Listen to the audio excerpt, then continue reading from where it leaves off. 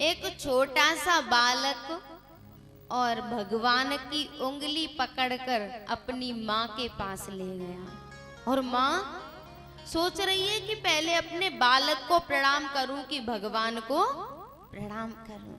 और भैया सच्ची संतान तो वही है जो या तो भगवान को उंगली पकड़ के माँ बाप के पास ले आए, अगर इतनी सामर्थ नहीं है तो माँ बाप की उंगली पकड़ के भगवान के पांडाल तक ले जाए। एक ही बात है। छोटा सा बालक भगवान को अपनी माँ के पास लेके आया और माँ गदगद हो गई। और पता है जो संतान माँ बाप की खुशी के लिए, माँ बाप के कल्याण के लिए कुछ करती है ना, वो बहुत विकास करती है। क्योंकि जिनके माँ बाप खुश रहते हैं उनकी संतान बहुत विकास करती है, और जिनके माँ बाप दुखी हैं उनकी संतान चाहे कितनी ही मेहनत कर ले, कितनी ही मेहनत कर ले, वो विकास करने वाली नहीं है। माता पिता प्रभु गुरु की वाणी, बिना ही विचार करिय शनमानी। और भैया मैं तो यहाँ तक कहती हूँ कि भले ही भगवान की भक्ति हो न हो, यदि माँ बाप की सच्चे दिल से सेवा कर ली ना, माँ बाप के दिल से दुआ निकल गई तो समझ लेना भगवान की भक्ति हो गई, भगवान प्रसन्न हो गए। भगवान कभी नहीं कहते कि तुम माँ बाप को छोड़ के हमारे पीछे दौड़ो, 56 भोग लगाओ, 24 घंटे माला लेके बैठे रहो ना। सबसे पहले माँ बाप, सबसे पहले भगवान तो माँ बाप होते हैं। और जो माँ बाप की सेवा करते हैं ना, उनको भगवान की सेवा करने की, पूजा करने की जरूरत नहीं पड़ती। उनके तो माँ बाप की सेवा हो रही है और भगवान प्रसन्न रहते हैं। एक बार एक भक्त थे तो उनके बूढ़े माता पिता घर में, और वो बैग लेके और तीर्थ करने निकल गए। जब हम कहीं तीर्थ करने जाते हैं ना, तो बूढ़े बड़े जानते होंगे कि हर एक तीर्थ में हमारा एक पुरोहित रहता है, रहते हैं ना, सबके पुरोहित रहते हैं तीर्थ में।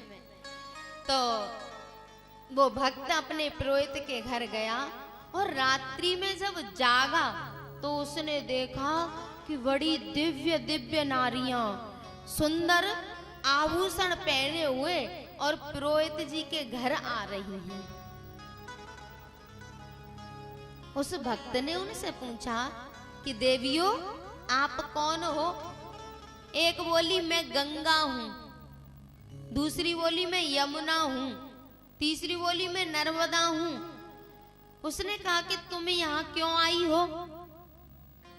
उन्होंने कहा कि ये जो पुरोहित जी है ना, ये अपने माँ बाप की सेवा में व्यस्त रहते हैं, पूरे दिन अपने माता पिता की सेवा करते हैं, अपने घर का काम नहीं कर पाते, इसलिए हम रात्रि में आके इनके घर का काम करके जाती हैं। रोजाना इनके घर का काम करने हम आती हैं। अब तो उसकी आंखें फटी की फटी रह गई। सोचने लगा कि मैं अपने बूढ़े माँ बाप को घर में छोड़ के तीर्थ करने आया हूँ, और देखो मेरे पुरोहित जी को कि इनको कहीं तीर्थ करने जाना ही नहीं पड़ रहा, सारे तीर्थ स्वयं चल के इनके घर आ रहे हैं। अब तो उसने तीर्थ नहीं किया, अपने झोली झंडे उठाए और सीधा घर की तरफ चल दिया। आके अपने माता पिता को संभाला और दोनों की बहुत सेवा की, बहुत सेवा की और मन से सेवा की। सेवा भी दो प्रकार की होती है, एक फॉर्मेलिटी और एक दिल से। उसने दिल से सेवा की। तो एक दिन ठाकुर जी चले तो रुक्मिणी ने कहा कि प्रभु कहाँ जा रहे हो? बोले मैं अपने एक भक्त के दर्शन करने जा रहा हूं। बोले मुझे भी ले चलो।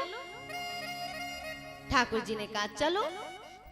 भगवान और रुक्मिणी दोनों आए और वो भक्त अपने माता पिता की सेवा कर रहा था। उन्होंने आवाज लगाई। वो भक्त बोला आप कौन हो? भगवान ने कहा कि हम भगवान हैं, हमारे दर्शन कर लो। लेकिन उस बंदे ने भगवान के दर्शन नहीं किए।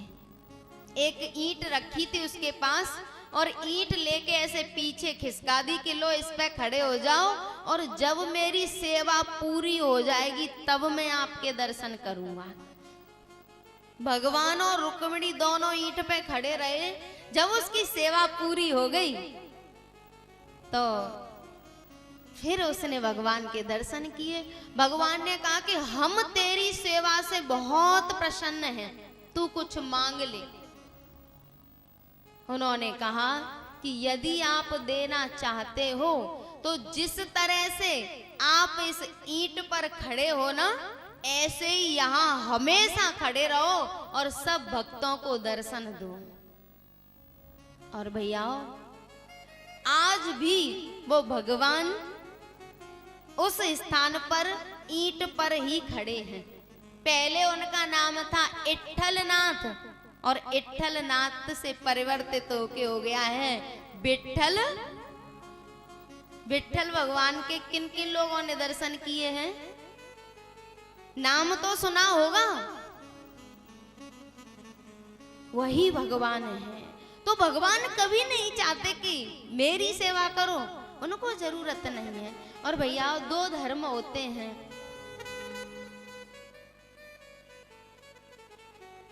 और बहुत से लोग एक लौकिक धर्म होता है, एक पारलौकिक धर्म होता है।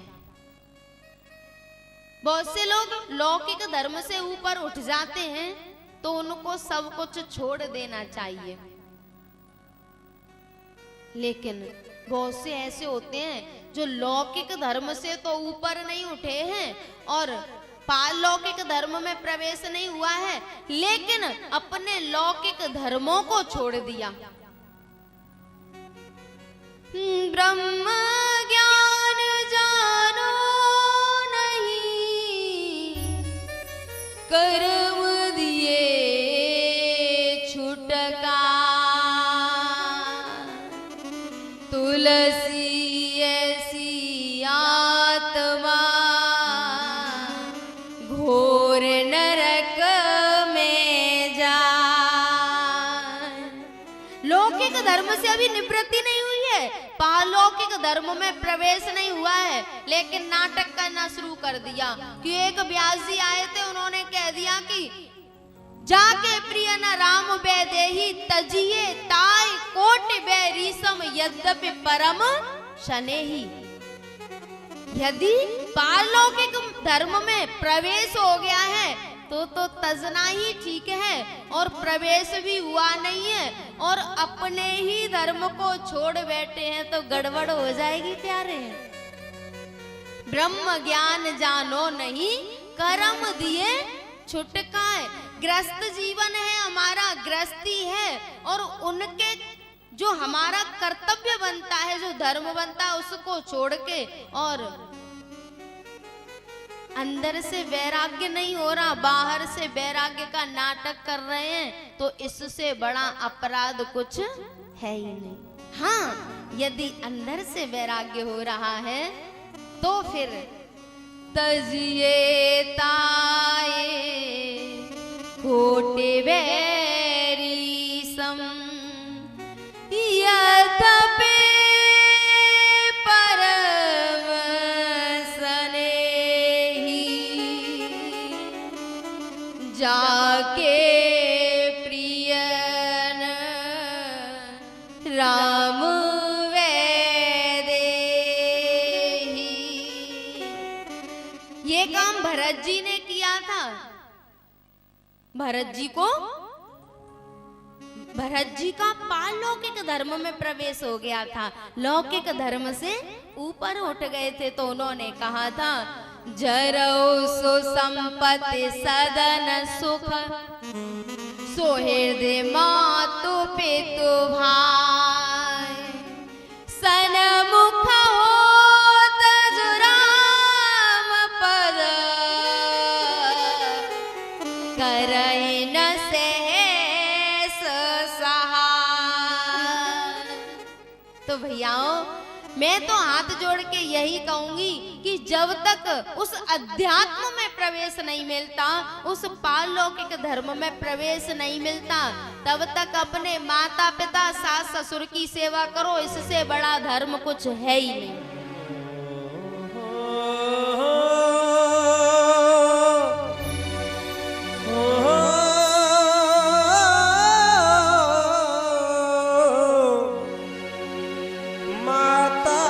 पिता का सदा रखना ध्यान, नहीं कुछ भी माँ बाप के। माता पिता का सदा रखना ध्यान, माता पिता का सदा रखना ध्यान, नहीं कुछ भी माँ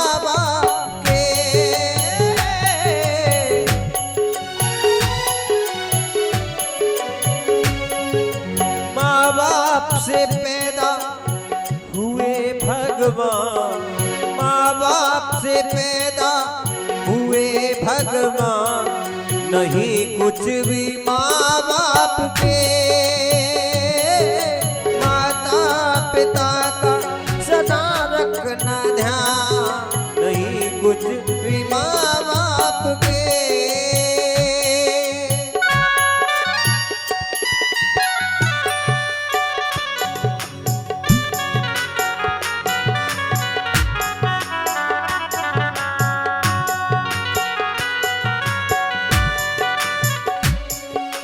धरती पे माँ बाप है शक्तिशाली, धरती पे माँ बाप है शक्तिशाली, सदा भरते औलाद का पेट खाली।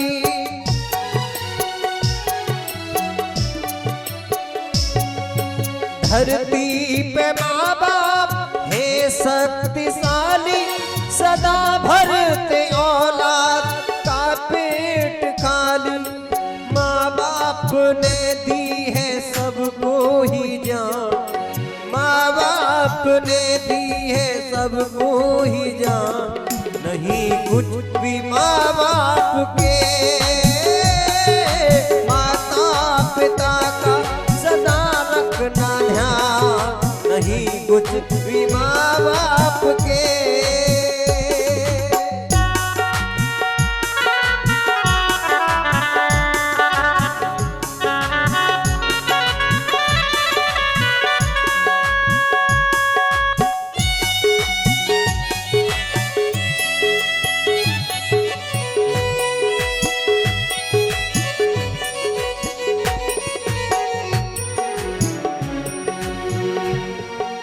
बच्चों की विपदा ये माँ बाप टाले,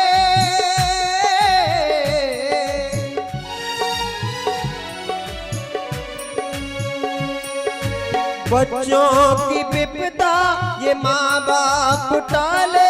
हाँ, दुख दर्द से करके औलाद पाले। बच्चों की विपदा ये माँ बाप टाले, हाँ, दुख दर्द से करके औलाद पाले। कोई नाही जग में है इनसे महान, कोई नाही जग में है इनसे महान, नहीं कुछ भी माँ बाप के। माता पिता का सदा रखना ध्यान, नहीं कुछ भी माँ बाप के।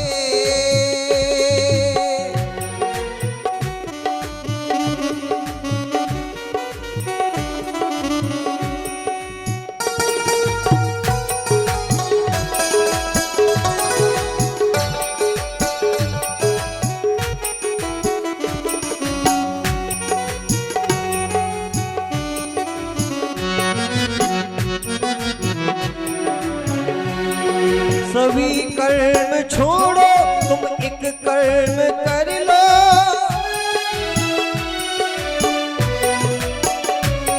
सभी कर्म छोड़ो तुम एक कर्म कर लो, माँ बाप के चरणों में सर को धर लो।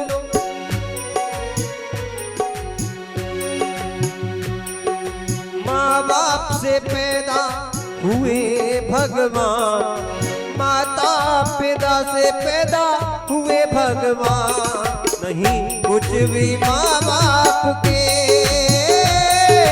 माता पिता का सदा रखना ध्यान, नहीं कुछ भी माँ बाप के, नहीं कुछ भी माँ बाप के, नहीं कुछ भी माँ बाप के।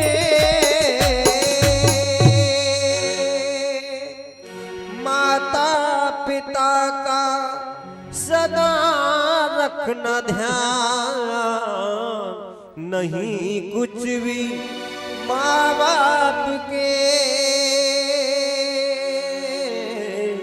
नहीं कुछ भी माँ बाप के।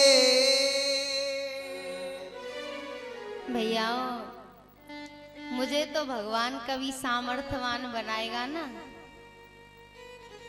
तो सब बूढ़े बड़ों को इकट्ठा करके और सेवा किया करूंगी और कथा सुनाया करूंगी, सबको अपने पास रखूंगी, कथा सुनो भजन करो और अपने आराम से रहो।